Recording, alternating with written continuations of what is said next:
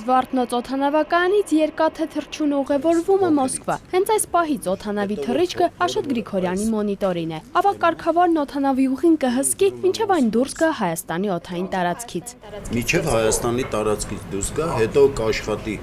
Վրաստանի հետ, որտեղ գնում է Մոսկվա։ Իսկ Եվրոպա գնացողները աշխատում են Թուրքիայի հետ արդեն։ Հայ մասնագետների դիտակետում այս պահին 4 օդանավ է։ Օրվա ընթացքում դիմավորում ու ճանապարհում են 100-ից ավելի օդանավ։ Մեկնումներից ու վայրեջքներից բացի Հայաստանի օդային տարածքով օրը մոտ 80 օդանավ է անցնում։ Հայկական երկնուղիները ամենից շատ ընտրում են արաբական ընկերությունների օդանավերը։ 40 տարի օդային տարածքը հսկող կարգավարի աշխատանքային սեղանն ու աշխատանքային տեխնիկան անընդհատ են փոխվում։ Հայաստանը մշտապես պահպանում է աերոնավիգացիայի միջազգային չափանիշները։ Հայ մասնագետների աշխատանքը եկել է տեսնելու եվրոպական աերոնավիգացիայի անվտանգության գործակալության գլխավոր տնօրենը։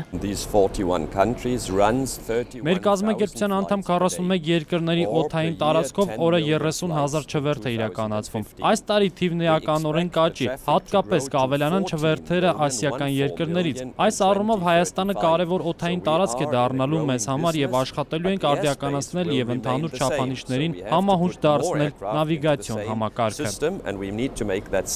Հայաստանը արդեն 10 տարի եվրոպացի գործընկերների հետ հստակեցնում է անվտանգության չափանիշները։ Եվրոպական գործակալության 40 երկրների հետ աշխատանքը բարձրացրել է Հայաստանի հանդեպ վստահությունը։ Հայ մասնագետները պարբերաբար ծանոթանում են թռիչքային անվտանգության ոլորտում կիրառվող համաշխարհային փորձին։ Եվրոմիության հետ կապված ցանկացած փաստաթղթերի պատրաստմանը, ցանկացած պահանջների հետ համապատասխանության նայելուն, վերլուծություններ կատարելուն, ցանկացած խնդիր, որ Հայաստանի Հանրապետության քաղաքացիական ավիացիան թռիչքային ոլորտում կունենա հարցադրումներ, Եվրոկոնտրոլը պատրաստ է լինելու անվճար աջակցելու այս հարցերում։ Թռիչքային անվտանգությամբ Հայաստանը առաջատար է տարածաշրջանում, նրան գրեթե մոտ է միայն Թուրքիան։ Անվտանգության ներդրման աստիճանը ավելի քան 84% է, մինչդեռ համաշխարհային միջինը 62% է։ Թռիչքային անվտանգության բարձրացման քայլերն այս տարի պատասխանատուների ուշադրության կենտրոնում են մնալու։ Հայաստանը նախագահելու է Եվրոպական աերոնավիգացիայի անվտանգության գործակալության հանձնաժողովում։ Նազելի Գրիգորյան, Նարեկ Գալստյան, Ժամը լրատվական։